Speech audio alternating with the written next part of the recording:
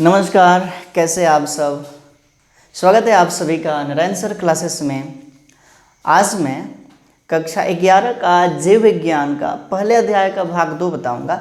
भाग 1 मैंने पढ़ा दिया है। भाग 1 में मैंने जीवधारियों के लक्षणों के बारे में चर्चा किया था।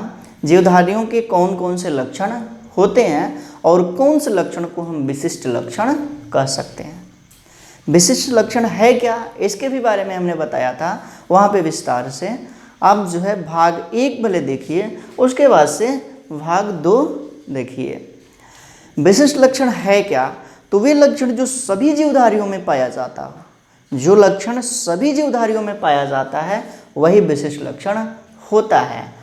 और एग्जामिनेशन में हमेशा पूछता है कि निम्न में से कौन सा जीवधारियों का विशिष्ट लक्षण है, और वहाँ पे हमें बताना होता है।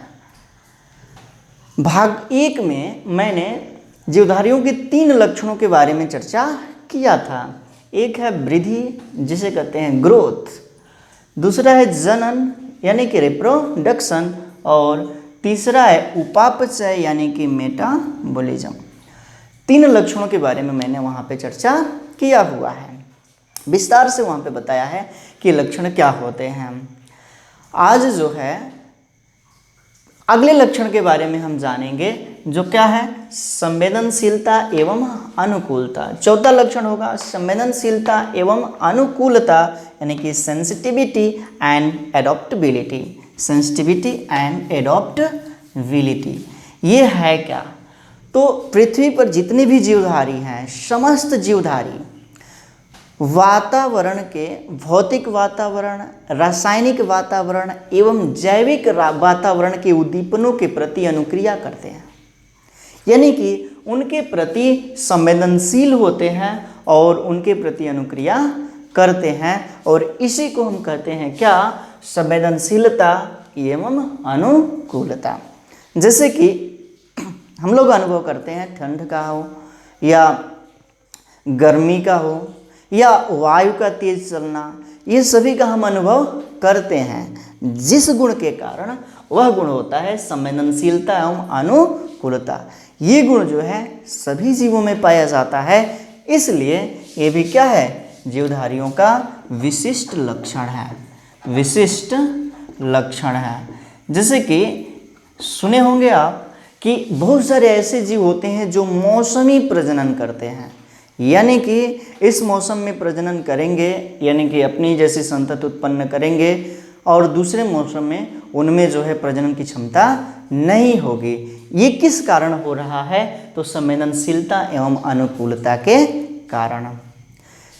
मैंने बताया है पहले ही कि जो भी मैं यहाँ पे बोल रहा हूँ उसको जो है आप नोट्स के रूप में लिखेंगे। तो अगला हेडिंग बनाइएगा क्या, संवेदनशीलता एवं अनुकूलता, और इसमें लिखिए अपने आसपास के भौतिक, रासायनिक एवं जैविक पर्यावरण के उद्दीपनों के प्रति संवेदनशीलता तथा प्रतिक्रियाएं या अनुकूलनशीलता सभी जीवों का विशिष्ट लक्षण है। आगे लिखिएगा, प्रोकैरियोट से लेकर सभी जटिलतम यूकैरियोट्स जंतु एवं पौधे सभी पर्यावरणीय संकेतों के प्रति संवेदना एवं प्रतिक्रिया करते हैं। जैसे कि पादप एवं जंतु दोनों मौसमी प्रजनकों में जनन दीप्तिकाल से प्रभावित होता है। फिर लिखिएगा, संवेदनशीलता एवं अनुकूलता जीवों का विशिष्ट लक्षण है। अभी हमने बताया प्रजनन दीप्ति, यानी कि एक विशिष्ट मौसम में ही प्रजनन करेंगे, सभी प्रकार के मौसम में प्रजनन नहीं करेंगे। मतलब क्या, एक मौसम में ही उस जीव के लिए एक विशिष्ट प्रकार का मौसम होगा और उसी में वे जनन की क्रिया करेंगे, यानी कि नई संतति उत्पत्ति करेंगे, सभी प्रकार के मौसम में नहीं। ये किस कारण, तो संवेदनशीलता या अनुकूलता के ही कारण। तो अब हम अगला लक्षण पढ़ेंगे, 5वां लक्षण होगा क्या, चौथा लक्षण था अनुकूलनशीलता, संवेदनशीलता एवं अनुकूलता, और उसके बाद से 5वां लक्षण होगा जीवन चक्र। 5वां लक्षण क्या, जीवन चक्र। यानी कि लाइफ साइकिल। ये है क्या? तो समस्त जीवधारी उनकी उत्पत्ति होती है और जीवन संबंधित सभी क्रियाएं करने के बाद मृत्यु को प्राप्त करते हैं, यानी कि उनकी मृत्यु हो जाती है। तो कह सकते हैं कि जीवधारियों के जन्म से लेकर के प्राकृतिक मृत्यु तक के समय को जीवन चक्र कहा जाता है। इसमें जीव जो भी क्रियाएं करते हैं, जैसे कि जीव का जन्म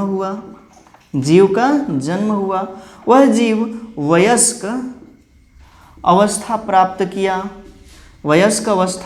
किया, उसके बाद से वृद्धावस्था को प्राप्त किया और अंततः उसकी क्या हो गई? तो मृत्यु हो गई। तो क्या है? जन्म हुआ, विभिन्न प्रकार की क्रियाएं हुई और अंततः उसकी मृत्यु हो गई। तो ये सभी जो क्रम होगा वो क्या होगा? जीवन चक्र कहा जाएगा, यानी कि लाइफ साइकिल कहा जाएगा। ये सभी प्रकार के जीवों में होता है, निर्जीवों में नहीं होता है। तो सभी प्रकार के जीवों में जो लक्षण पाया जाता हो उसे क्या कहेंगे? विशिष्ट लक्षण। तो ये भी क्या है? जीवन चक्र भी जीवों का विशिष्ट लक्षण है। यहाँ पे हेडिंग बनाइएगा जीवन चक्र और उसके बाद से लिखिएगा सभी जीव एक निश्चित जीवन चक्र का अनुसरण करते हैं। उनका जन्म होता है, वे विकसित होते हैं, प्रजनन करते हैं, कुछ समय पश्चात वे वृद्धावस्था को प्राप्त करते हैं और अंत में उनकी मृत्यु हो जाती है। अतः सभी जीवों में क्रमबद्ध रूप से ये विविध क्रियाएं होती हैं जिसे जीवन चक्र कहा जाता है। फिर लिखिएगा जीवन चक्र भी जीवों का विशिष्ट लक्षण है। जीवन चक्र भी क्या है? तो जीवों का विशिष्ट लक्षण है। अब हम अगले गुणधर्म के बारे में जानेंगे जो है क्या? जीव द्रव्य। जीव द्रव्य यानी कि प्रोटोप्लाज्म, ये लक्षण होगा छठा। क्या? जीव द्रव्य यानी कि प्रोटोप्लाज्म। ये है क्या? जीव द्रव्य है क्या? तो इसी क्लास में आपको एक लेसन मिलेगा कोशिका, वहाँ पे जो है जीव द्रव्य के बारे में विशिष्ट मुख्य रूप से बताया जाएगा। ये भी आप जानते हैं कि सभी जीवधारी एक या अनेक कोशिकाओं के बने होते हैं और कोशिका का जो जीवित भाग होता है, वो क्या है? जीव द्रव्य है, यानी कि प्रोटोप्लाज्म है। जैसे कि ये जो है एक कोशिका है, ये इसका केंद्रक है। उसके बाद से ये जो है माइटोकॉन्ड्रिया है, ये गाल्जी काय है, ये जो है इसका डीएनए है। उसके बाद से ये जो है अंतःद्रवी जालिका है। तो एक कोशिका के अंदर जो है जीवित भाग होता है जिसमें विशिष्ट प्रकार की क्रियाएं होती हैं। सभी प्रकार की जीवित क्रियाएं एक कोशिका के अंदर ही होती है और जहाँ पे होती है वो क्या है? जीव द्रव्य है। तो कह सकते हैं कि जीव द्रव्य जो है कोशिका का जीवित भाग होता है। समस्त जैविक क्रियाएं जीव द्रव्य में ही संपन्न होती हैं। क्या? तो समस्त जैविक क्रियाएं यानी कि विटल एक्टिविटी जो है कहाँ पे संपन्न होता है? तो जीव द्रव्य में ही संपन्न होता है। विटल एक्टिविटी क्या होगा? तो जीव द्रव्य में होने वाली समस्त भौतिक व रासायनिक परिवर्तन और जीव द्रव्य व वातावरण के बीच आदान प्रदान क्या है? तो जैविक क्रिया है, यानी कि विटल एक्टिविटी है। मतलब क्या? जीव द्रव्य में होने वाले समस्त क्रियाएं, भौतिक और रासायनिक क्रियाएं और जीव द्रव्य और वातावरण के बीच जो आदान प्रदान होता है, ये सभी क्रियाएं जो है क्या कहलाती है? विटल एक्टिविटी, यानी कि जैविक क्रियाएं। और जैविक क्रियाएं जहाँ पे संपन्न होती है वो है जीव द्रव्य, और जीव द्रव्य को जो है कोशिका का जीवित भाग कहा जाता है, क्योंकि यहीं पे सभी प्रकार की जीवित क्रियाएं संपन्न होती है। तो यहाँ पे हेडिंग बनाइएगा, छठा नंबर हो जाएगा क्या? जीव द्रव्य। यानी कि प्रोटोप्लाज्म। और इसमें लिखिए जीवधारियों में वास्तविक जीवित पदार्थ जीव द्रव्य होता है। जीव द्रव्य में सभी जैविक क्रियाएं होती हैं और जीव द्रव्य भी जीवों का क्या है, विशिष्ट लक्षण है। ये भी लिखिएगा, जीव द्रव्य जीवों का विशिष्ट लक्षण है, क्योंकि ये जो है केवल जीवों में ही पाया जाएगा, निर्जीवों में नहीं। सभी जीवों में पाया जाएगा, क्योंकि सभी जीव कोशिकाओं के बने होते हैं और कोशिकाओं के जीवित भाग को ही क्या कहते हैं, जीव द्रव्य कहा जाता है। अगला नंबर पर जो आएगा वो क्या, कोशिका संरचना। 7वां लक्षण आ जाएगा कोशिका संरचना।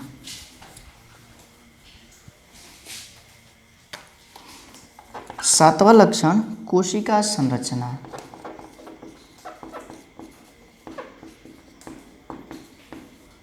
Cell structure.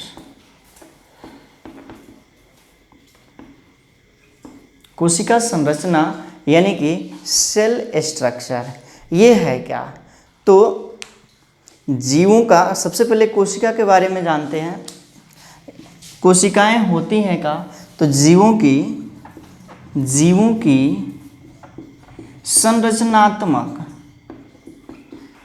एवं क्रियात्मक इकाई ही क्या है, कोशिका है। जीवों की संरचनात्मक एवं क्रियात्मक इकाई ही क्या है, तो कोशिका है। और सभी जीव कोशिका के ही बने होते हैं, यानी कि कोशिका जीवधारियों की संरचनात्मक एवं क्रियात्मक इकाई होती है। ये भी क्या है, तो जीवों का विशिष्ट लक्षण है। ये भी क्या है, तो जीवों का विशिष्ट लक्षण है। अब बात कर लेते हैं कोशिका का खोज का।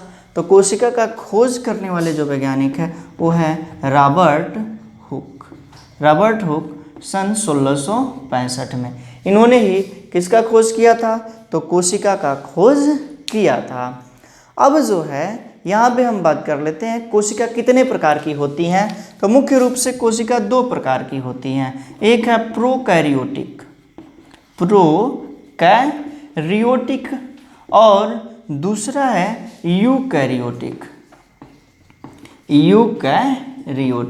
2 प्रकार की कोशिकाएं होती हैं, प्रोकैरियोटिक कोशिकाएं और यूकैरियोटिक कोशिकाएं।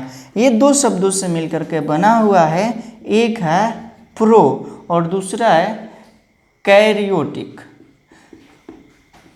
प्रो जो है इसका अर्थ होता है प्रिमिटिव और इसे हम कह सकते हैं आद्य या पुराना। कैरियोटिक जो है एक लैटिन शब्द है जिससे बना है वो कैरियोन और इसका अर्थ होता है न्यूक्लियस और इसे हम हिंदी में कहते हैं क्या, केंद्रक। तो वो कोशिका जो पुरानी हो, यानी कि जिसके पास पुराना केंद्रक हो, ऐसी कोशिका को कहा जाता है प्रोकैरियोटिक कोशिका। यानी कि सबसे पुरानी कोशिका वाले कोशिका को ही कहा जाता है क्या, प्रोकैरियोटिक कोशिका। जैसे कि जीवाणु है, जीवाणु ये इसका सेल वॉल है और ये इसका जो है डीएनए है। ये इसका जो है क्या है, तो डीएनए है। और उसके बाद से जो है आगे है प्लाज्मिड है, ये है प्लाज्मिड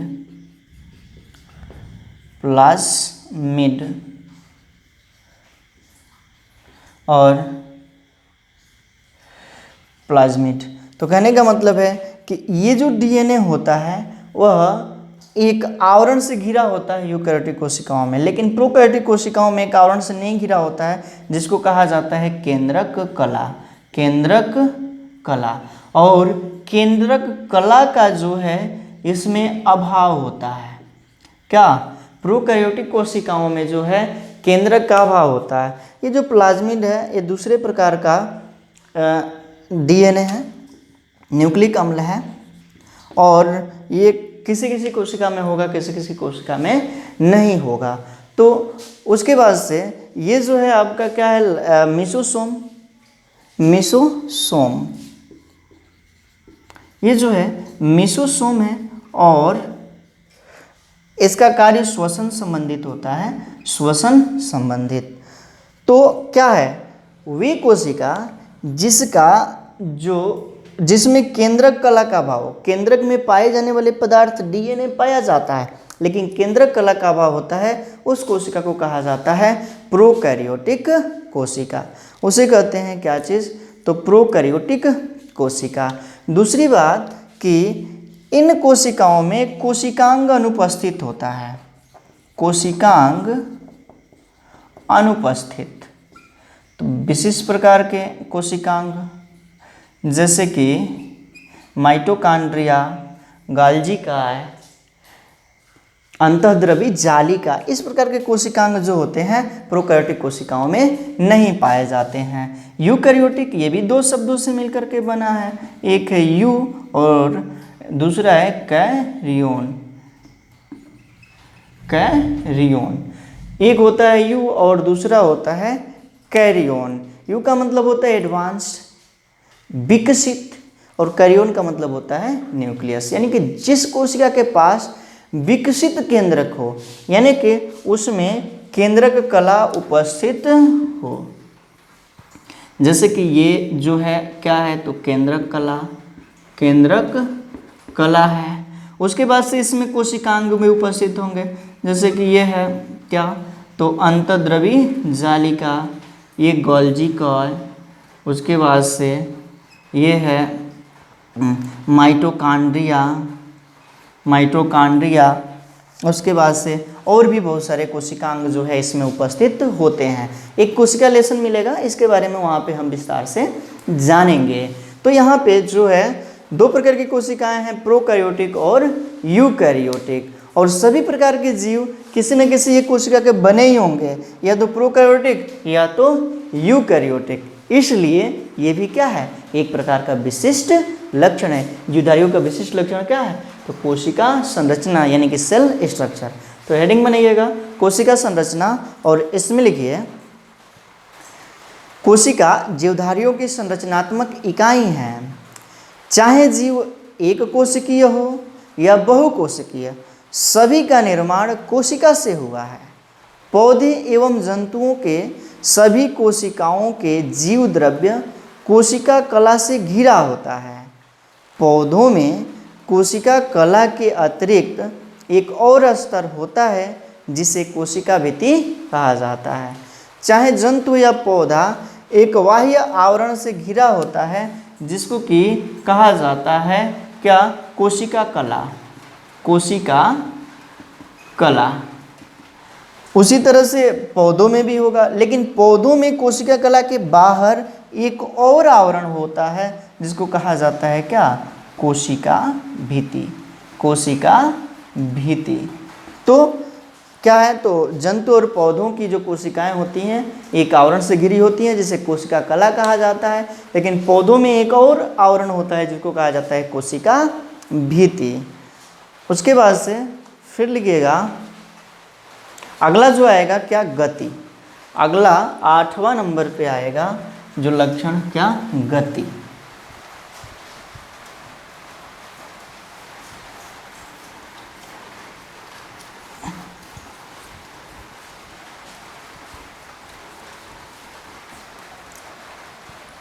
आठवां लक्षण क्या होगा, तो गति यानी कि मूवमेंट, मूवमेंट ये है क्या, तो जितने भी जीवधारी हैं सभी जीवधारी गति करते हैं, चाहे अस्थायी गति करें या एक स्थान से दूसरे स्थान तक मूवमेंट करें, चाहे जंतु हो या पौधा। पौधा जो एक स्थान पे स्थिर रहता है लेकिन उसके जो शाखाएं होती हैं वो हिलती डोलती रहती हैं, यानी कि क्या कर रही हैं, गति कर रही हैं। इसके अलावा हम जान लेते हैं एक पौधा का नाम जो है सूर्यमुखी का पौधा। तो देखे होंगे कि सूर्य का प्रकाश इधर होता है, वो उसी दिशा में वो मुड़ता है, तो क्या कर रहा है, गति कर रहा है। यानी कि पौधों में भी गति पाया जाता है। उसी प्रकार से जंतु जो है क्या करते हैं, भोजन की तलाश में एक स्थान से दूसरे स्थान तक जाते हैं, तो भी क्या है, गति है। यानी कि पौधे और जंतु सभी प्रकार के जीवों में गति पाया जाता है। तो गति भी क्या है, जीवों का विशिष्ट लक्षण है। जीवों का विशिष्ट लक्षण क्या, मूवमेंट यानी कि गति। तो इसमें लिखिएगा गति जीवधारियों का मुख्य लक्षण है। गति जीवधारियों का मुख्य लक्षण है। एक कोशिका के अंदर जीव द्रव्य का भ्रमण अथवा संपूर्ण पौधों का, जैसे क्लेमाइडोमोनास, अथवा पौधों के एक स्वतंत्र भाग जैसे युग्मक तथा चल बीजाणु का एक स्थान से दूसरे स्थान तक जाना गमन कहलाता है। क्या मतलब कि ये कोशिका है, कोशिका के अंदर भी जो पदार्थ होते हैं वो क्या करते हैं, क्रिया द्वारा एक स्थान से दूसरे स्थान तक भ्रमण करते हैं। ये क्या है, कोशिकीय भ्रमण है। ये भी क्या है, तो गति है। तो कह सकते हैं कि कोशिका के अंदर भी गति होती है और जीवधारी भी गति करते हैं। उसके बाद से आगे लिखिएगा, जंतु भोजन अथवा अनुकूल वातावरण की खोज में एक स्थान से दूसरे स्थान को जाते हैं, गमन करते हैं। अगला नंबर पे आ जाएगा क्या, श्वसन यानी कि रेस्पाइरेशन। अगला नंबर पे जो कि 8वां होगा, श्वसन यानी कि रेस्पाइरेशन। तो श्वसन भी जीवों का एक मुख्य लक्षण है। श्वसन में क्या करते हैं कि जीव जो है वातावरण की वायु को ग्रहण करते हैं, उस वायु से शरीर में उपस्थित ग्लूकोज को ऊर्जा के रूप में परिवर्तित करते हैं और फिर उसमें उपस्थित अपशिष्ट वायु को वातावरण से बाहर रिलीज करते हैं, मुक्त करते हैं। यही क्रिया क्या कहलाती है, तो श्वसन की क्रिया कहलाती हैं। और श्वसन सभी प्रकार के जीवों में पाया जाता है। दो तरह से जीव श्वसन करते हैं, एक क्या, तो वायवीय श्वसन, वायवीय श्वसन, और दूसरा है अवायवीय श्वसन, अवायवीय श्वसन। वायवीय श्वसन यानी कि वायु की उपस्थिति में किया गया श्वसन हो, ऑक्सीजन की उपस्थिति में, इसको इंग्लिश में कहते हैं एबायोटिक,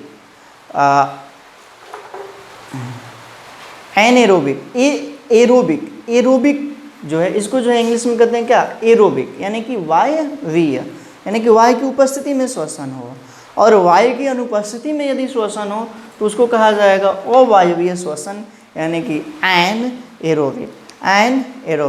जैसे कि समस्त जंतु जो है वातावरण से ऑक्सीजन ग्रहण करते हैं और शरीर के अंदर क्या, ग्लूकोज का खंडन होता है। जैसे ग्लूकोज का सूत्र होता है C6H12O6, और ऑक्सीजन की उपस्थिति में ये श्वसन करते हैं। तो किसका निर्माण करते हैं, कार्बन डाइऑक्साइड का, CO2 का, उसके बाद से H2O का, और इसमें जो है 673 किलो कैलोरी ऊर्जा मुक्त होती है।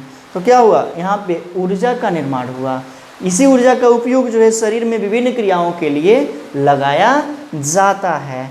तो ये क्या है कि वायु की उपस्थिति में श्वसन हो रहा है, इसलिए इसको कहेंगे क्या, वायवीय श्वसन।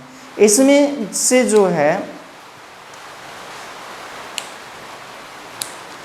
40% जो ऊर्जा है, जितनी ऊर्जा है 40% ऊर्जा जो है ATP के रूप में प्राप्त होती है, और 60% जो ऊर्जा है वो क्या हो जाती है, मुक्त हो जाती है।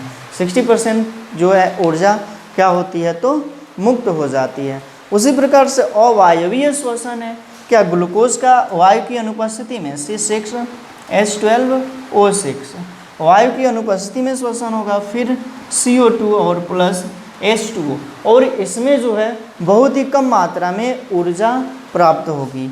इसमें जो है क्या होता है, एक पदार्थ बनता है जिसका नाम है लैक्टिक अम्ल, लैक्टिक अम्ल और उसके साथ साथ 28 kcal किलो कैलोरी ऊर्जा प्राप्त होती है।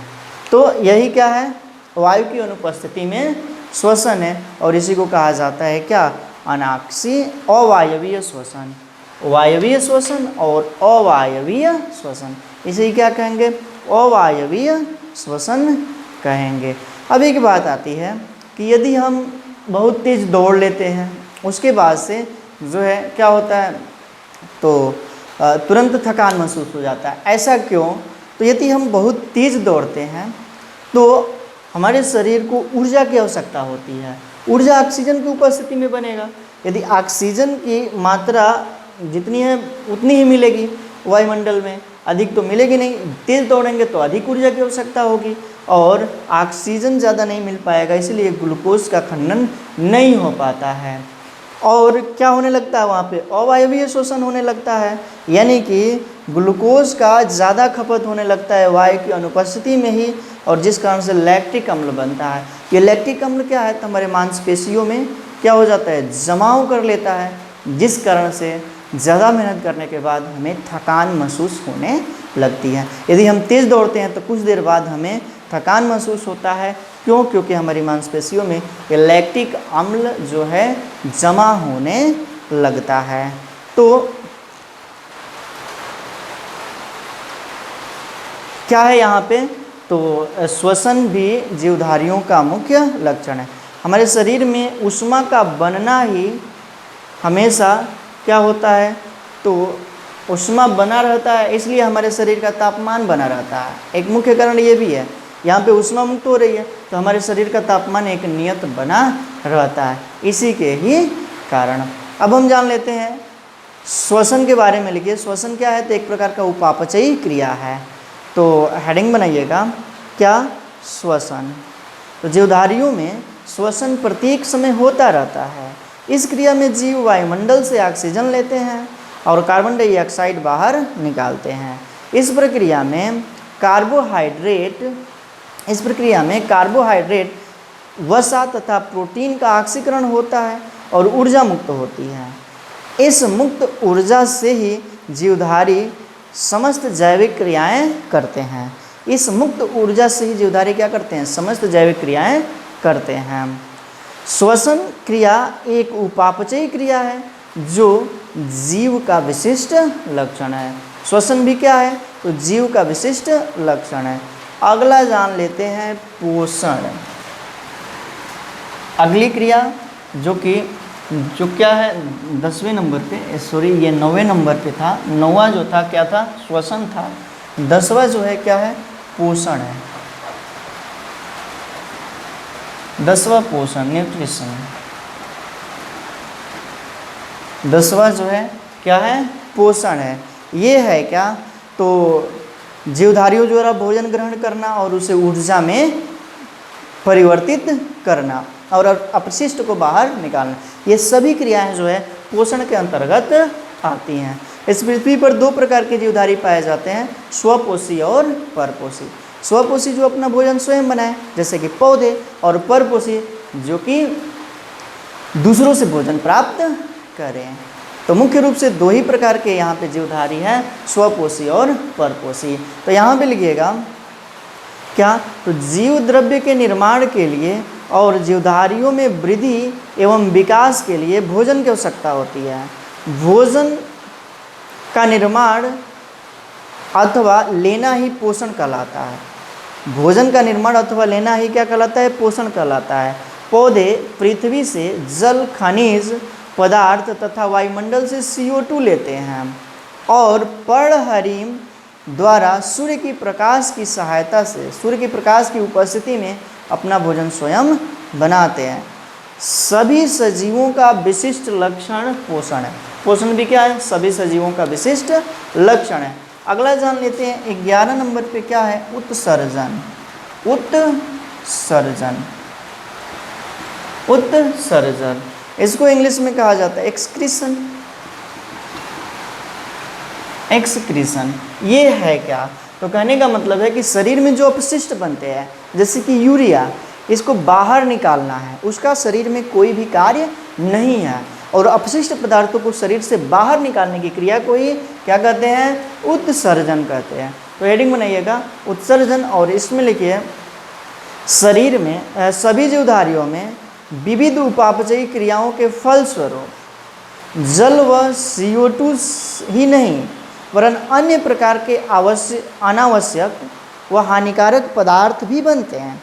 इन पदार्थों को जीवधारी निरंतर अपने शरीर से बाहर निष्कासित करते रहते हैं, जिसे उत्सर्जन कहा जाता है। तो यहाँ पे हमने जीवधारियों के सभी लक्षणों को कंप्लीट कर लिया। आगे जो है इस अध्याय के अगले भाग को पढ़ाया जाएगा। अगले भाग में यहाँ तक इतना ही रहने देते हैं। धन्यवाद।